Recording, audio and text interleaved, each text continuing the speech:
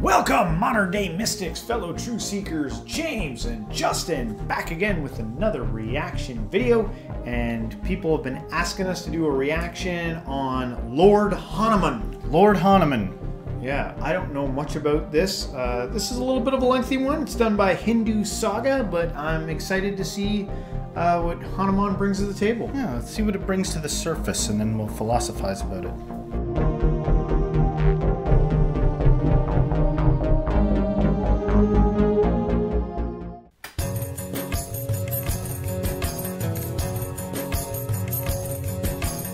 Hanuman has been known in Hinduism as the supreme devotee of Lord Ram. He is one of the leading characters of the sacred Hindu text Ramayana. Hanuman is believed to possess the power to grant strength, success, and protection to his devotees. His worship is especially popular amongst those seeking to overcome obstacles, including illness, poverty, and spiritual challenges. He's jacked. The first mention of Hanuman can be found in the texts as early as Rig Veda, where references of a divine monkey are found. He finds much broader expression in the Puranas. Shiva Purana mentions Hanuman as an avatar of Lord Shiva. When Vishnu agreed to be born as a human to defeat Ravana, Lord Brahma felt that he would need help, so he asked Shiva to take an avatar as well. Shiva decided to be born as Hanuman. Hanuman's mother, Anjana, was an apsara named Punjikastala, who was born on earth as a vanara princess due to the curse of a sage. Anjana was married to Kesari, a vanara chief, and the son of Brihaspati. There are multiple stories associated. And a guy with a tail. Yeah. Yeah. Well, I don't. What, the person that she procreated with, or I don't know. It just looked like the person they were just talking about had a tail. Oh, yeah, maybe. Associated with the birth of Hanuman. However, in every story, Vayu, the god of the wind, has a major significance. Among all the stories, the most popular one is the one where King Dashrath was doing a great penance to obtain sons. Finally, Brahma gave him a pudding that Dashrath gave to his queens to eat, as a result of which Ram, Bharat, Lakshman and Shatrughna were born. On the other side, Anjana and Kesari performed an intense prayer to Vayu to beget him as their child. Pleased with their devotion, Vayu granted them the boon they sought. According to the legend, some pudding was taken away by the wind, who dropped it into Anjana's hands. Eating it, she too gave birth to Lord Hanuman. Hanuman is thus often known as Anjani Putra. Yeah, so like in the image there, he kind of looks like he's got some monkey in him. The dad. He looks angry as anything there. Yeah, looks angry. But what's going on? Has he got monkey in him? I find it hard sometimes to follow some of these stories because I'm so disconnected from it all. But because of their ancient, like the ancient nature of them, it makes me wonder if these people, there were people like this, like back then, that were kind of like, you know, if evolution is a thing and they were coming out of it, maybe there was some kind of hybrid of human monkey type thing. Yeah. Well, yeah. I guess it depends on how ancient some of this stuff is. You know. Yeah. What if, like, you know, here's a novel thought. What if the further you go back in history, there is like repeating scenarios of humans or humanoid cultures that have come and gone? Like, I'm talking ancient. The Earth is how many billions and billions of years old? You know what I mean? Or maybe trillions? I don't know. Yeah. You're going back a long way. What if even the laws that govern our universe were different way back then? And that things could just exist that don't exist now, you know? Yeah. Because the Earth was a very different place. It was, you know, first of all, it was all one continent. It would have looked way different. Yeah. Maybe the level of chemicals in the air were different. Like, how many things were vastly different back then that you could have had, you know, some kind of chimera. Maybe it allotted for some of the superpowers that some of these beings have. Maybe. Who the heck knows? Maybe, you know, maybe people understood something about reality manipulation back then we've lost. And it's like, You could still do that, but you guys over time have like entrenched yourself in some non-spiritual state. Yeah. So you don't have that stuff anymore because Yeah. you've believed so hard in materialism that you've abandoned it. Yeah, possibly. Or Anjaneya, meaning the son of Anjana, or sometimes as Vayuputra, meaning the son of Vayu. As a child, Hanuman was very mischievous. One morning, when he was a young child, Hanuman woke up and felt extremely hungry. When he saw the rising sun, he assumed it for a big fruit and leapt up to grab and eat it. To punish Hanuman for his mistake and to stop him from snatching the sun out of the sky, the king of gods, Indra, intervened and struck Hanuman with his thunderbolt. It hit Hanuman on his chin and he fell to the earth. This is in fact where Hanuman gets his name. The word Hanuman originally meant disfigured jaw. His father, Vayu, the god of air, became very upset and decided to take away all the air from earth, possessing a huge threat to all living beings. This led Lord Shiva, one of the most powerful gods, to bring Hanuman back to his senses. The striking of Indra's thunderbolt left Hanuman blessed, making him as strong as Indra himself. Many other gods also gave Hanuman powers and protection. Brahma gave him the ability to grow bigger or shrink smaller in size. Agni Dev gave him a boon that fire couldn't hurt Hanuman. The god Varun gave him a boon that water couldn't harm him. And his father Vayu blessed Hanuman so that he could be as fast as the wind.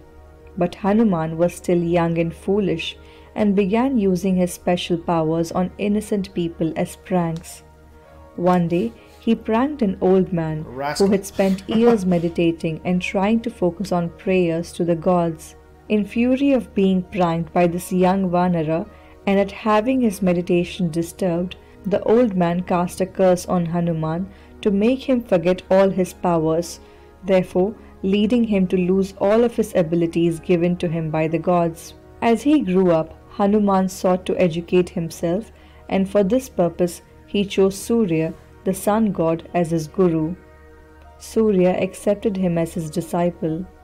Thus, Hanuman flew before the chariot of the sun god, withstanding its glare until he became well versed in the 4 books of knowledge, called the Vedas, the 6 systems of philosophies, called the Darshanas, the 64 arts or Kalas, and the 108 occult mysteries of Tantras. Although Hanuman mastered the knowledge of everything that existed, being an Ajanma Brahmachari, he was not eligible to study Navavyakarnas, or the 9 grammars for which the status of being a Grahastha was essential. In order to facilitate the completion of his education, Surya created a beautiful Kanya called Suvarchala Devi, who was also an Ajanma Brahmacharini. Then Hanuman was married to Suvarchala to make him a Grihastha without his brahmacharya being affected. Having become a master of all that Hanuman set out to learn, it was now time for Hanuman to pay for his education, also called Guru Dakshina. Surya asserted that watching the devoted pupil study was payment enough for him, but when Hanuman insisted on giving something to express his gratitude, the sun god asked him to look after the welfare of his son Sugriva, who was the stepbrother of Vali, the king of the Vanaras. To know the full story of Surya, watch the video in the comments below. When Ram met Hanuman during his search for Sita, Hanuman along with the other men and ministers of Sugriva was a huge help to him. When Sugriva sent his men in all directions to trace Sita, Hanuman was sent down south and eventually comes to the very bottom of India, where the land turns to ocean. On the other side of the ocean, Hanuman could see the island of Lanka, but it was too far for him to jump or to swim. Hanuman was given back the powers he had forgotten. Somebody please make this into a Hollywood blockbuster movie. Like, the imagery is so cool with the different that you could make it like a timepiece, as if it was go back in time and depict the clothing and the jewelry and stuff that was at that time, and then all the imagery. It's so it's just always astoundingly beautiful, the Hindu art. Did you notice the other beings there in the picture too? There were Yeah. also like lizard beings and stuff like that. Yeah. And it, to me, I think you could make it into kind of like an epic tale. Well, I guess for some this might be real history for them. Yeah, I know. But like, yeah, because there's a lot of like valuable lessons within this story that are already, like, he tricked everyone, lost all his powers, and then without his powers went to go learn everything instead of, playing with his powers, and he's accumulated all the knowledge, and it looks like now he's getting his powers back. Right. Forgotten at this time to fulfill his duty and destiny of serving Ram. Suddenly, all powerful again, Hanuman transformed into the size of a mountain and flew across the narrow channel to Lanka. Upon landing, he discovered the city ruled by the evil king Ravana, so he shrank down in size to the size of an ant and snuck in. Hanuman was the one responsible for locating... Who was that? Who was that dude that they just showed with all the faces and the mustache? I don't know. Who is that? I've seen that in a dream. That's a question for everyone out there. The seen mustache. That in a dream. Every time we have a video and he pops into it, I mentioned that was in my dream once. Yeah. Please don't have it be a scary explanation. Sita, and telling her to not lose hope that Rama was coming for her. He burnt Ravan's Lanka to ashes and caused great harm and loss to his city and weaponry. To know the full story about Ravan's Lanka, watch the video linked in the comments below. Such childlike was the devotion of Hanuman towards Lord Ram that he wrote the name of Ram on every stone that was thrown into the ocean to build the Ram Setu, a bridge connecting the southern India with Lanka. During the battle between Ram and Ravan, Lakshman was badly injured and was almost killed. Upon seeing the devastation in Lord Ram, Hanuman left to find a life-restoring herb called the Sanjeevani Booty. Imagine you could incarnate as to just one of the side characters there, seeing that scene, like all these characters, like everything's, the color's so vivid because it's just at a time when the planet, even the temperature was different. It's so hot. But imagine just being there, seeing this scene in real life. Think of how, like, awesome, beautifully eerie and cool and weird. Everyone looks like they're wearing a gold crown. Yeah, I guess everybody wore gold crowns back then. Yeah. Here's a question for everyone out there. I don't know if the island is still a thing that even exists, but are there historical evidences for these stories? Because it says that they built like a bridge there with the rocks. Is there any like archaeology or anything that leads you to believe that was, that stuff is there? Yeah, good question. Located on a far-off mountain in Dronagiri range of the Himalayas in Uttarakhand. When he reached the mountain and had difficulty in picking the right herb, in his devotion and loyalty, he lifted the entire mountain and carried it back to Lanka. It is also believed that Hanuman had every capability and chance of defeating Ravan by himself, but he abandoned this idea to let his lord Sri Ram have the praises. It is often said that there was a version of Ramayana that was written by Lord Hanuman himself.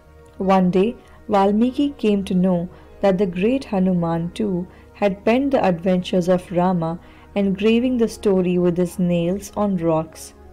A curious Valmiki traveled to the Himalayas where Hanuman was residing to see his... Look at how freaking gorgeous that is. Like the vivid color contrast. It just looks like heaven. Like if you were there and imagine it in real life, you would be like, this is gorgeous. Yeah. And magical.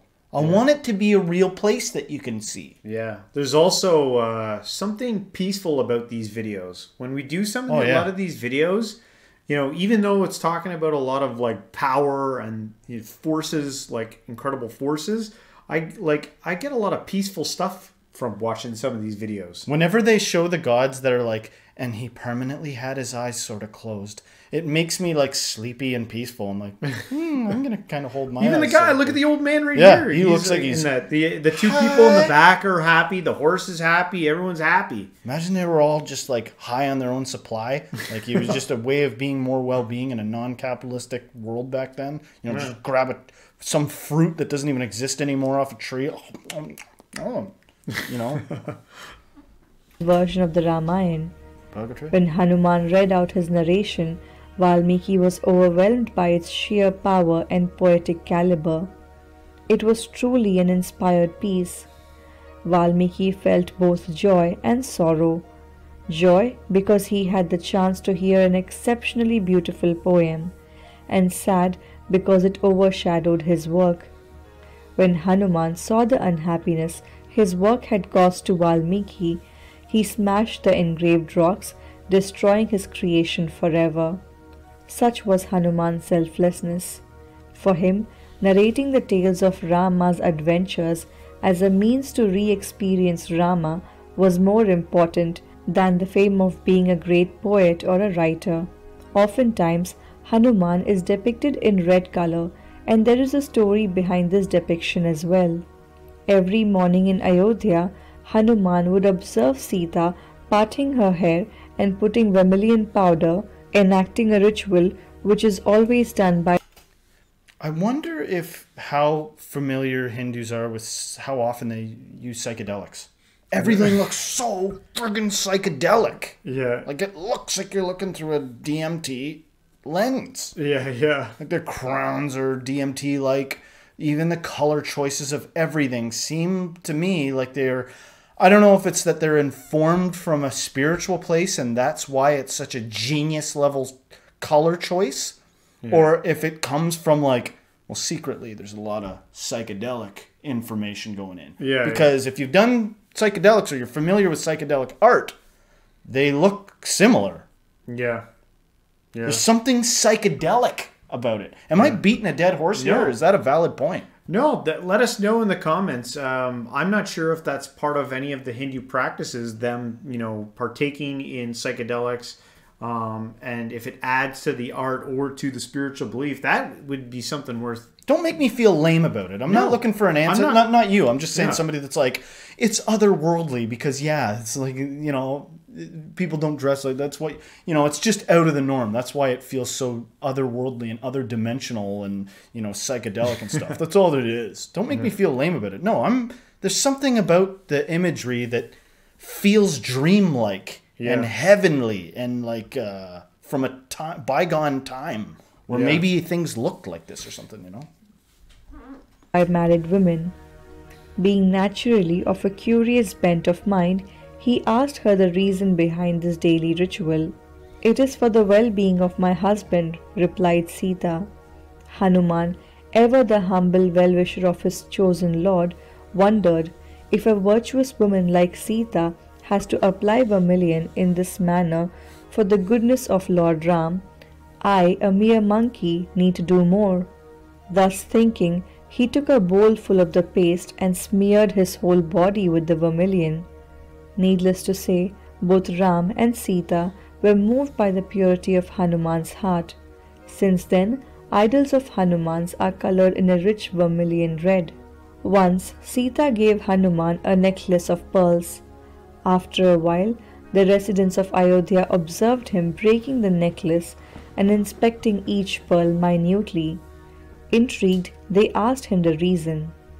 "I'm looking for Ram and Sita," replied Hanuman.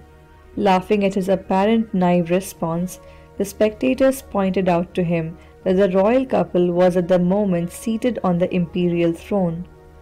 "But Ram and Sita are everywhere," wondered aloud the true Bhakt Hanuman. Not understanding the depth of his devotion, they further teased him. "So if Ram and Sita live in your heart, can you show them to us?" Unhesitantly, Hanuman stood up and with his sharp nails tore open his chest.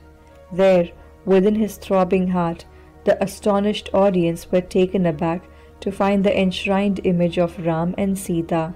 Never again did anyone make fun of Hanuman's devotion. Hanuman is also known as Panchamukhi, meaning the one with 5 heads. Each head signifies a particular trait. Hanuman signifies courage and strength. Narasimha signifies fearlessness. Garuda signifies magical skills and the power to cure snake bites. Varaha signifies health and exorcism. Haigriva signifies victory over enemies. An To exorcism. know the full story of Panchamukhi Hanuman, watch the video linked in the comments below. There are no references of Hanuman's death or the end of his avatar. He is one of the 7 Chiranjeevis, meaning the one who will live till the end of time. He also finds his mention in Mahabharata, which occurred in a different yuga thousands of years later.